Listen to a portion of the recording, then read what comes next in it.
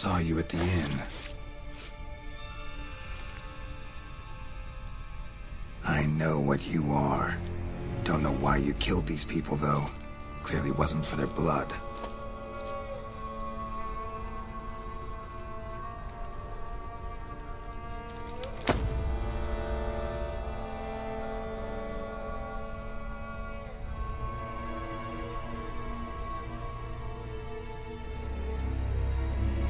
We don't have to fight.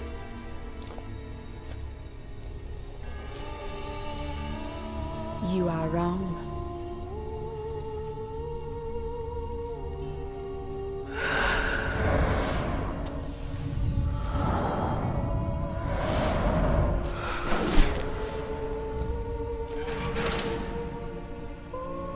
I cannot let you leave.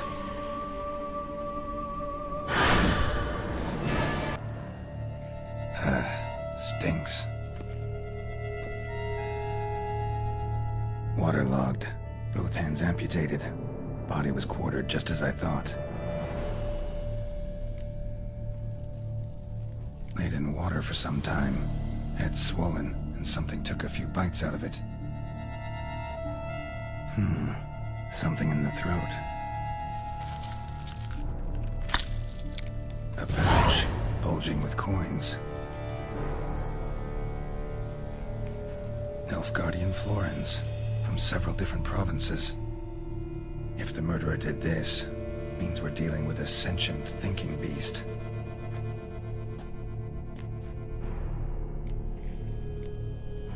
Body was chopped up after death.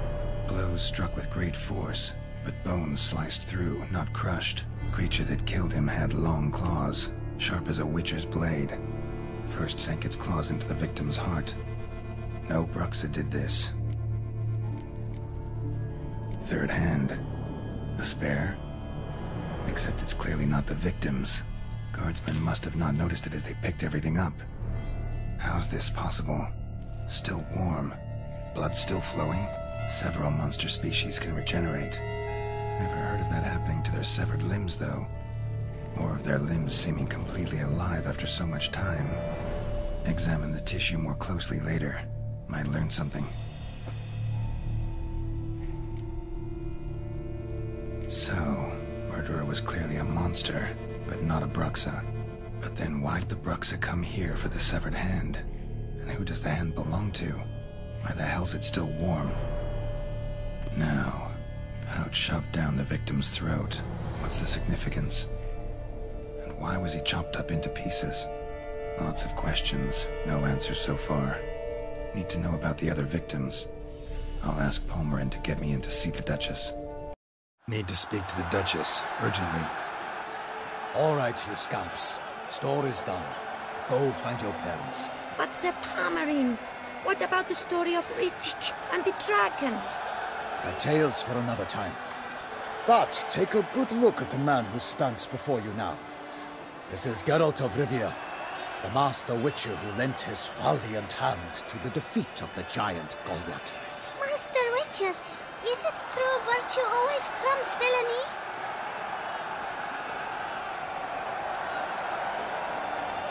Not always. Could go either way. Sometimes virtue wins, sometimes villainy gets the upper hand. Still worth being good. But why? If it doesn't mean you'll win. Palmerin's story. Think back. A decent man attracts other good folk, makes friends he can count on. A rogue? Well, you can only count on other rogues. And who would you rather have for a friend? A man of virtue? I must agree. Now, that will do for questions. Go find your parents. Her Enlightened Highness has doubtless arrived at the tourney grounds to watch the battle in the arena. If we hurry, we'll be in time to speak with her before the spectacle begins. Lead the way.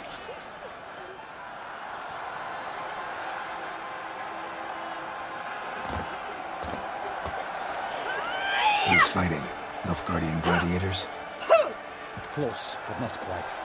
As you will soon see. Someone's gonna fight a Shaelmar? With only some bells on its tail to confuse it, slow it down? Whatever is the problem? The beast is a gift from the Emperor, no less.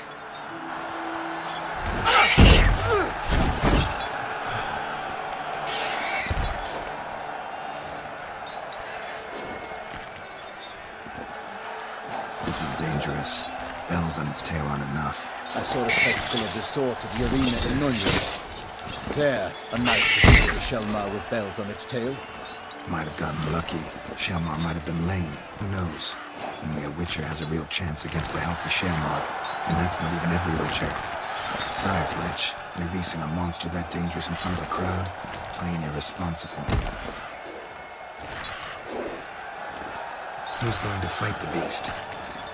Guillaume, the young man you met. Yeah. Mentioned he'd promised his heart's captor a monster trophy. Great love demands great sacrifices. Let's go.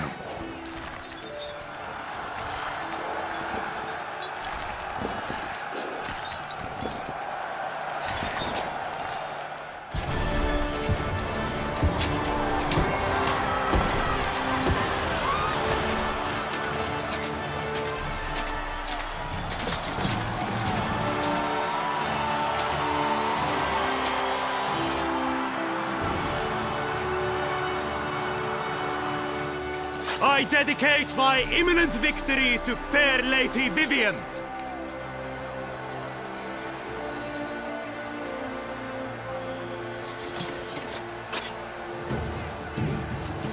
It's begun. The fight shall have to end first. We must wait.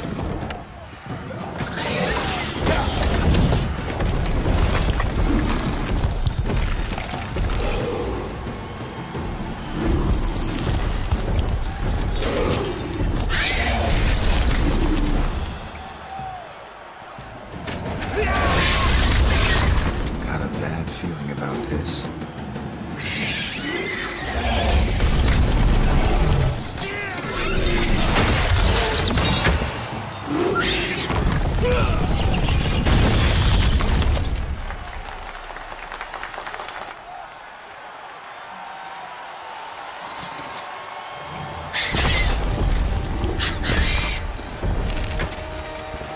Damn it.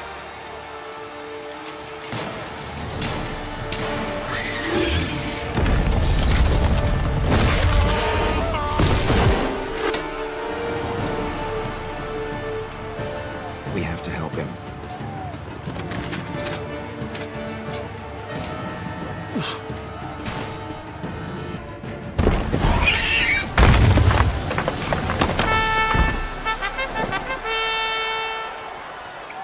The Shelmar lies defeated by Geralt of Rivia, master of the witchering trade. Behold, as the last gasps of life seep from the beast.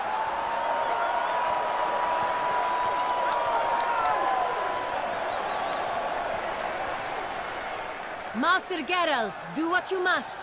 Finish the deed!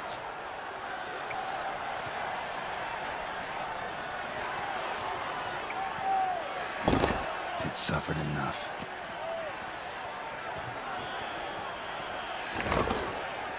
The monster lies slain! The fight is done! Praised be the victors!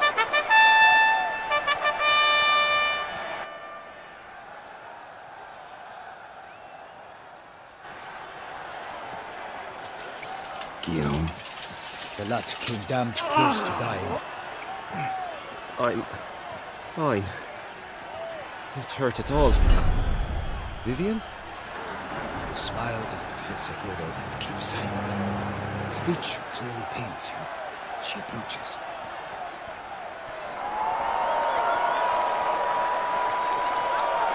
Geralt. We must talk. Vivian. You shall talk later, in the medic's tent. Geralt, magnificent, breathtaking. Your Grace. We knew that to summon you was a brilliant idea. We are delighted, ravished to have struck upon it. And I'm truly honored. See to our young hero. Hop, hop. For we must make off with Geralt. We should talk. We had been long awaiting your arrival. Had nearly lost hope. Then suddenly, that entrance, so spectacular. Your Grace, Shaelmars are dangerous creatures, even to knights in full plate armor. Nonsense. In Toussaint, knights have battled beasts for mere glory since time immemorial. True. Guillaume suffered a few bumps, scars, and bruises, but in return gained eternal glory as he who slew the monster. What about the crowd? Say the Shaelmar had vaulted into the stands. Would have been a massacre. Geralt, though we value your fortuitous intervention in the arena, we would remind you your services have been retained, and as shall soon become clear, you will be generously compensated for completing another task altogether. Your Grace, my contract. I'd like to discuss it. Naturally, but not here. We shall need Damien. He led the investigation pending your arrival. But wherever could he be? Come, we must find him.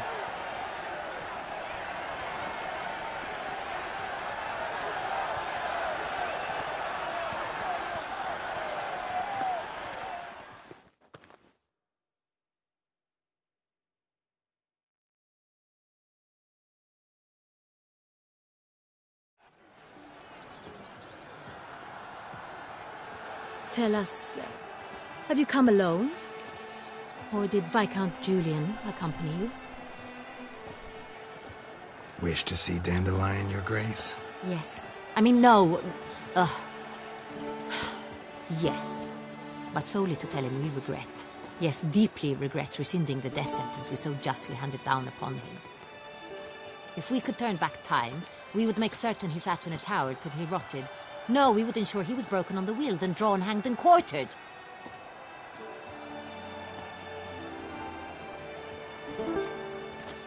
Ah, the very man we would entrust with these tasks. Damien de la Tour, captain of my personal guard. Your Grace, Witcher. Greetings. Sorry to have to tell you, but the guardsman handling the last victim's body... I know already. The creature in the cellar of Corvo Bianco. Was it the beast? No. A Bruxa, a kind of vampire. Not the beast, but tied to it in some way. You know this how? Through careful analysis of the evidence, both on the riverbank and at Corvo Bianco. Do you mean to insinuate the investigation thus far has been sloppy? Geralt insinuates nothing of the sort. We must listen to him attentively. I examined the body of the beast's last victim. Might have found something, need to analyze it. A quiet place, that's what I could use most right now. And maybe the help of an alchemist or a mage. Also like to hear all you know about the previous victims.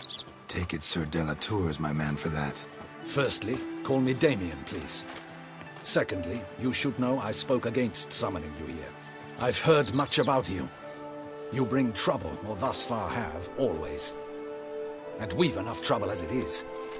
Yet we are capable of defeating the beast on our own, without an outsider's help. I've no doubt about it. Damien, we settled the matter of the Witcher's employ some time past. Definitively. Since you have broached it nonetheless, let us discuss Geralt's pay. Are the legends true? Do Witchers usually demand that which you find at home, yet did not expect?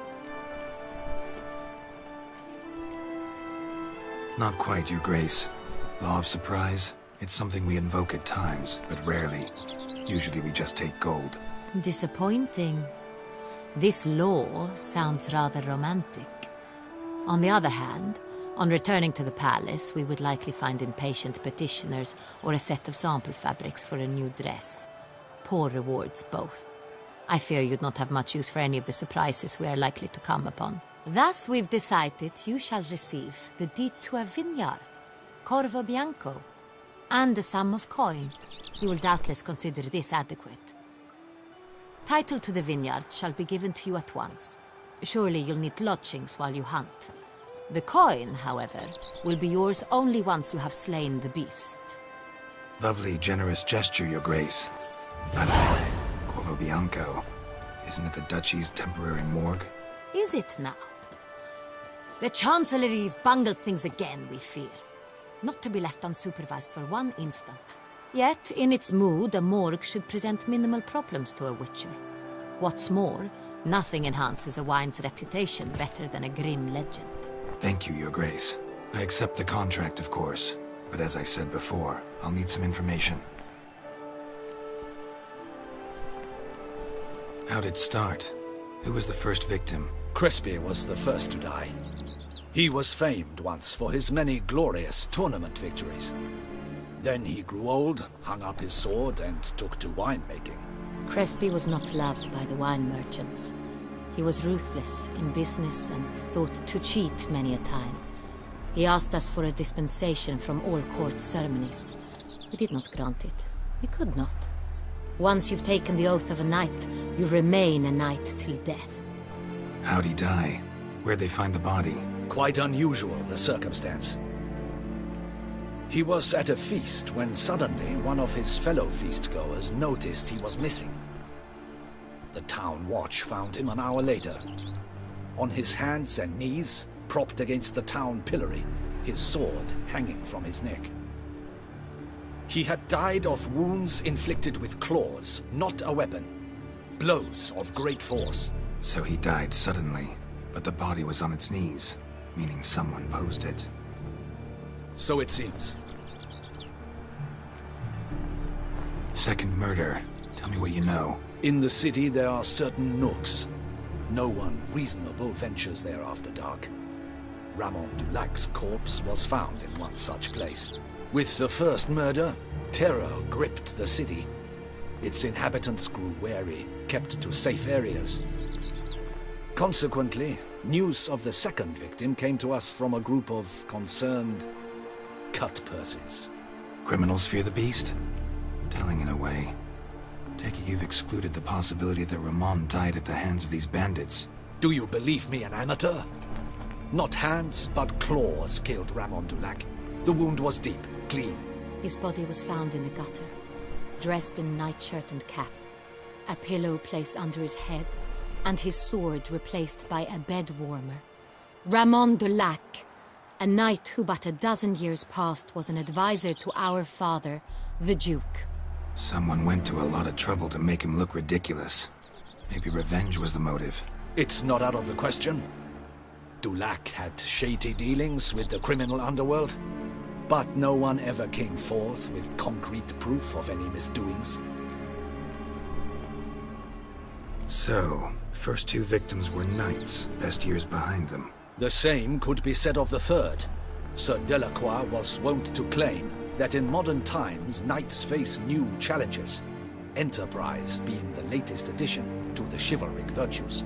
He made a veritable fortune in the grain trade. Palmerin even nicknamed him Sir de la Stinchi. Found a coin pouch on his body. Contained florins dating from various times, hailing from different provinces of the Empire. Delacroix loved coin, true, but had no patience for numismatics. Lots of similarities between the victims. All the bodies were found in strange places under extraordinary circumstances. Seems the murderer, whoever or whatever it is, has some meaning to convey. These were honorable men. We are horrified by the disdain, the disrespect with which they were treated. These were knights of Toussaint. Blast it. Might be the point. From what you say, none was a model of virtue. Ever considered that's what the beast's trying to draw attention to? All the murdered men were knights who swore fealty to the 5 chivalric virtues. And even if the Knights of Toussaint swear fealty to what virtues exactly? honor, wisdom, generosity, valor, and compassion. 5 virtues. Why are they so important to your knights? Strange question. Your Grace, forgive me. I'm a foreigner trying to understand another land's customs. You are forgiven. According to legend, the virtues we cultivate were bestowed upon us by the Lady of the Lake. How we truly came to espouse them, none remember. In Toussaint, we believe men of low birth should be simple-hearted and obedient. We expect much more, however, of our knights. They are to be soldiers and courtiers, lords and servants. Thus the need for clear moral guidelines. At the time of his dubbing, a knight vows to demonstrate throughout his life honor, wisdom, generosity, valor, and compassion. Beast seems to be pointing up moral decay, denouncing it. Victims were all humiliated. Might have been murdered to emphasize their lack of specific chivalric virtues. Honor compromised by the pillory. Wisdom by ridicule. Generosity by a coin pouch shoved down a throat. It seems to fit, true, though not perfectly. Can't discount the theory if it's on the lips of everyone in town. Say our reasoning's right. Next murder will be just as showy and denounce the victim's lack of the fourth virtue, valor. We can also assume that victim will be an elder knight. Let's think. At the moment, all the knights are either at the tourney grounds or in the palace gardens. Our annual hare hunt shall begin there shortly. Have you heard of the custom? Milton mentioned something. Seemed excited to prance around in a bunny costume. Not sure why. Hang on. Strange circumstances. A knight advanced in years. The famed cowardice of rabbits. Could it be that simple? Is Milton de Peyrac-Peyren the next victim? Milton also knew Delacroix. Told me so down by the river. Damien! To miss something so obvious. De Peyrac-Peyren, Crespi, Delacroix, and Delac formed a knightly team. It was years ago, but... They were a team? They were close friends, tightly knit, and as such earned the trust of our father, the Duke. We often witnessed him turn to them with delicate matters. Later, their paths diverged. Unlikely to be a coincidence. Beast must know it too. It's a lead, I'm sure. Your Grace, we need to find Milton, immediately. Rather problematic. You see, the garden entertainments are due to start, and he's disguised as the hare, hiding somewhere, waiting for some tipsy courtiers to find him. The hare's hiding place is a carefully guarded secret.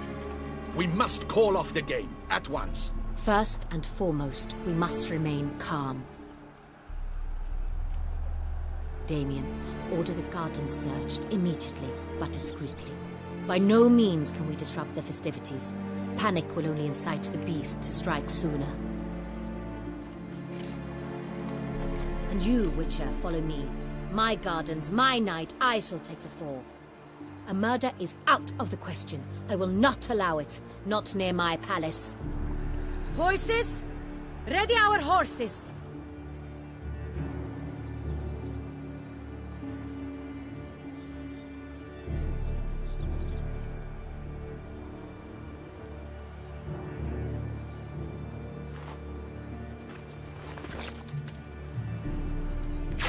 Your Grace!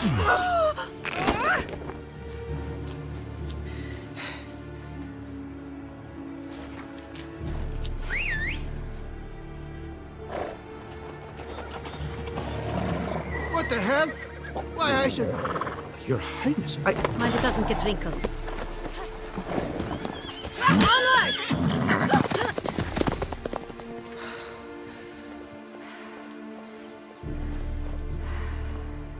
Hey! That is silk! Be careful! Give it to me!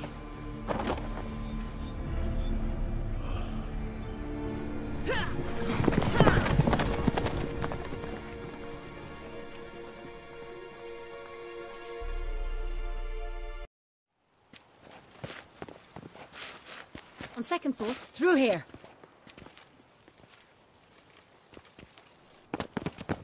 I shall show you where the hunt plays out. Then we will split up. You will get hold of the unicorn horn and the golden fish. While I nab the phoenix egg. That will be quickest. The unicorn. How do I catch it? It's terribly skittish, true, but I'm sure you will find a way to earn its trust. It runs around, over there, look. Golden fish. Do I need a rod or a net? Please, Geralt. It's not a real fish. Look there, towards the water. See the lights? The hunters are trying to hook the fish from boats. You must simply dive in and find it. The Colton fish and the horn both contain things or clues that will help us find Milton. Once you have fish and horn, find me among the other Phoenix egg hunters. All clear? Then let's get to it. Perhaps an apple will work. Or some sweets. We would not be in this predicament, dear sister, were you still a virgin. Do you really wish to have this conversation again? Here and now? Hush, or you'll spook the beast. We shall try the sweets. Hey, folks. Gonna have to ruin your fun. Sorry. Who's that?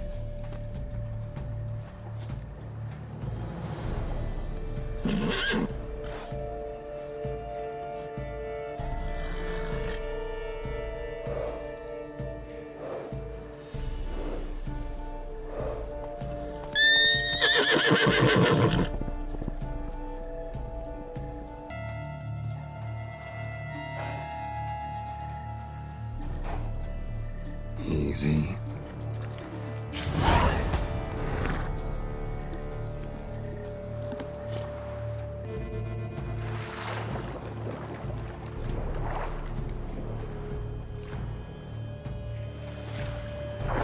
Hey, wait. Stop. It's important.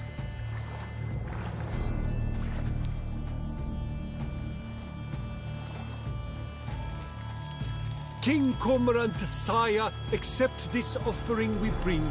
Prithee cast upon us your merciful eye, and bear before us its secrets. As the moon is heavenly coursed of trace, in my domain I await that moment of grace, when a soul of good or ill repute brings me a gift, fitting tribute.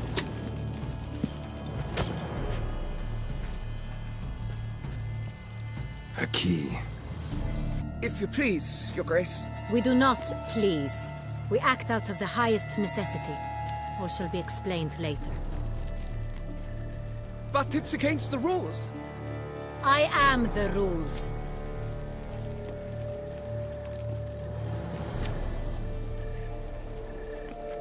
Geralt! At last.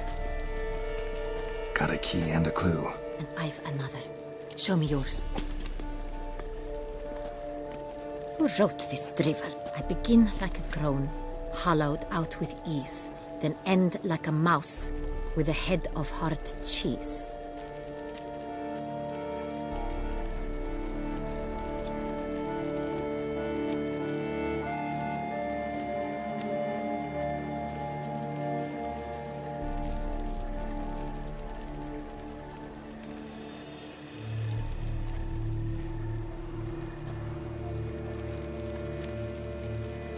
Too cryptic, this riddle. Got no idea what it's talking about. Then be silent and let me think. Look, if we take roll, hollow it out and fill it with ease. The letters, that is. We get green. Then mouse, but starting with what heads hard cheese. Why, it's greenhouse! Pretty clever. And it sounds right to me. There are several greenhouses in the gardens, but only one with a door that locks. And the key to it looks just like the one we found. Greenhouse it is then. Let's go.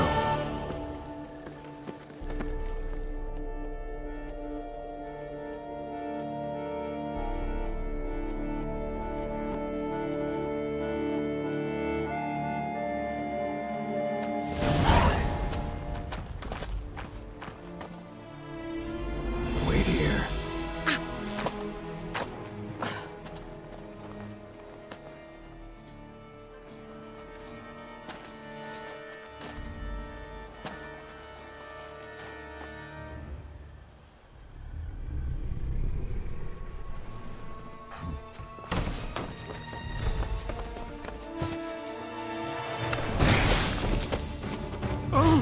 What the butch?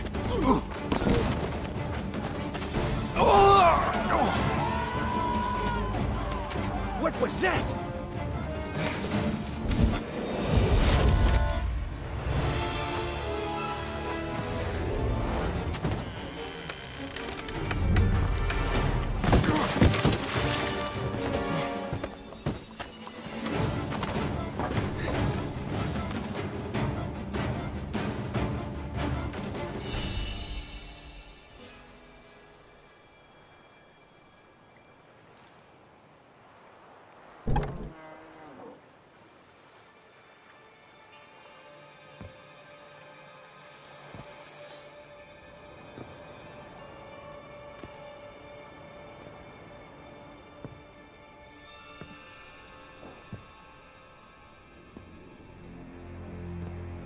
I'm here.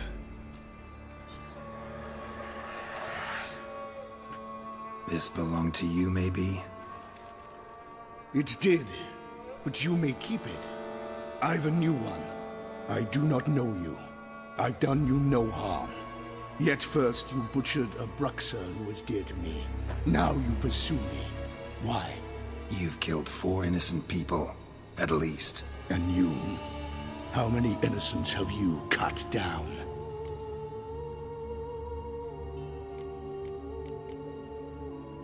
Not here to talk about me. Yet that is exactly what we are doing. So, did they send you after me?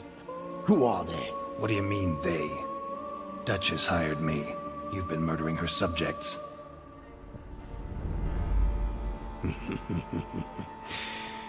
Is it as simple as that?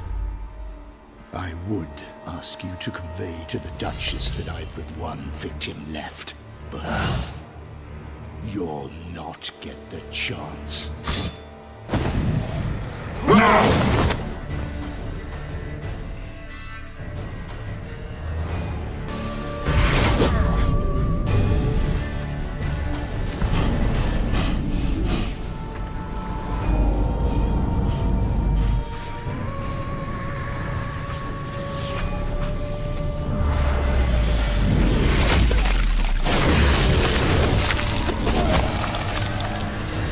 To stay where you were. Regenerate! I know you're in trouble. I can help. I'll help myself! No, he's my friend.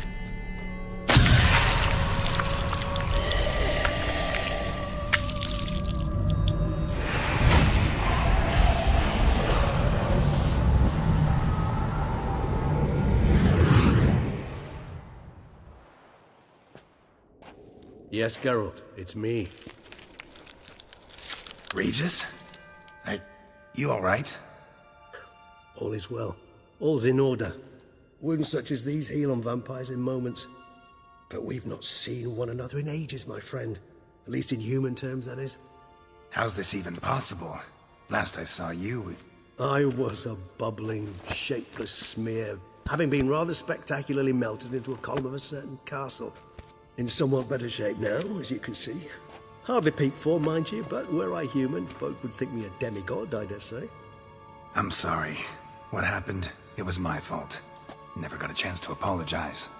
No need, Geralt. Bygones. I did not have to join you on that expedition. No one twisted my arm. Miraculous regeneration. How'd you manage it? I had help. From the one you hunt. Him? How?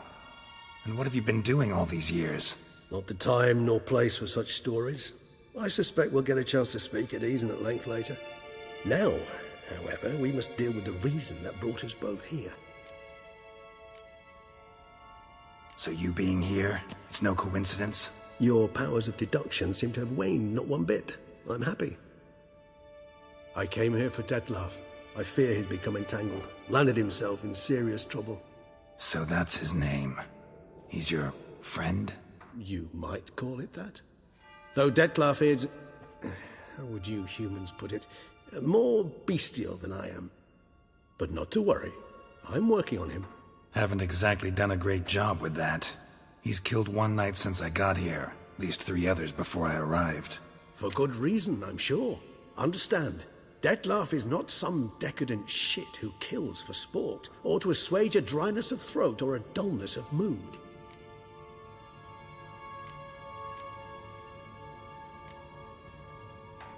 Seem pretty damn sure of that. I am, because I know him very well.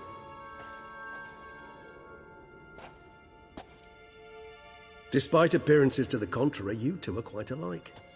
You've both noble hearts, yet you both are wont to perform ignoble deeds. When circumstances force you to, of course.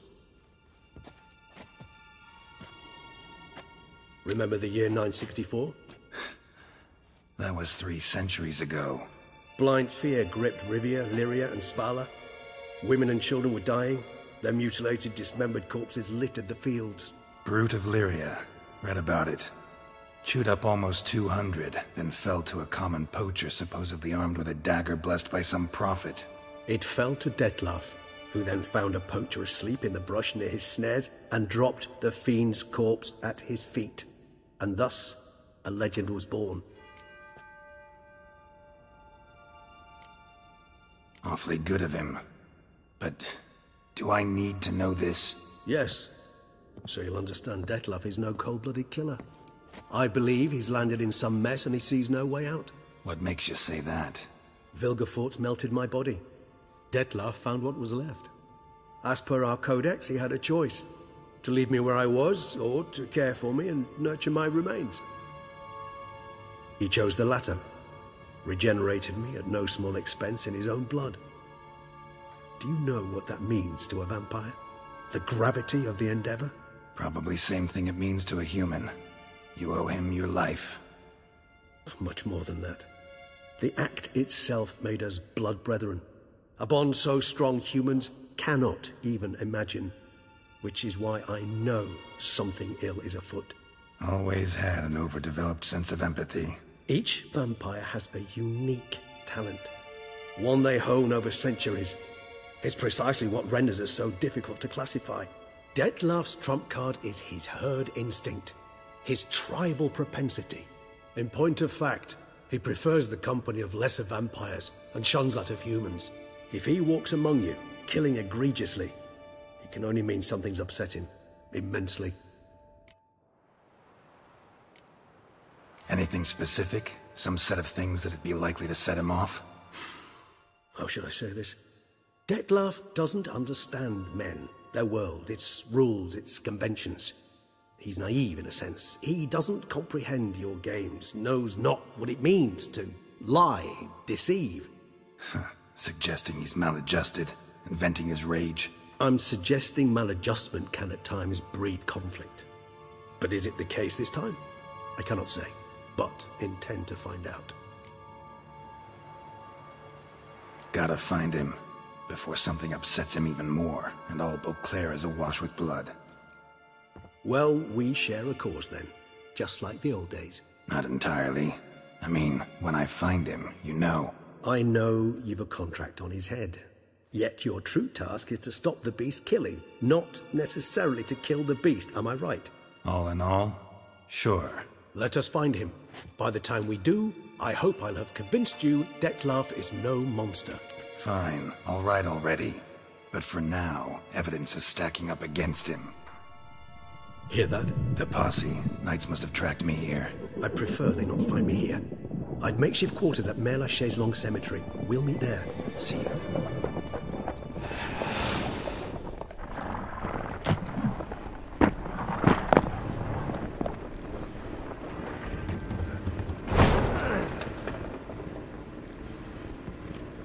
Witcher, we flew here as fast as our coursers would carry us.